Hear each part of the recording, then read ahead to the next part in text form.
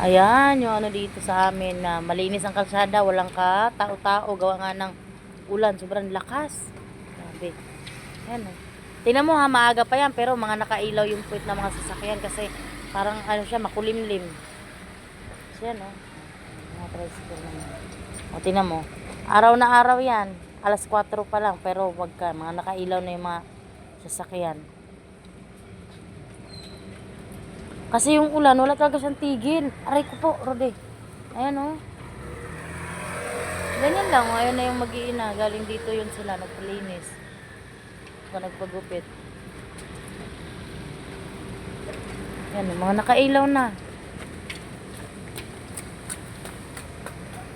Ganyan dito. O, basta niya.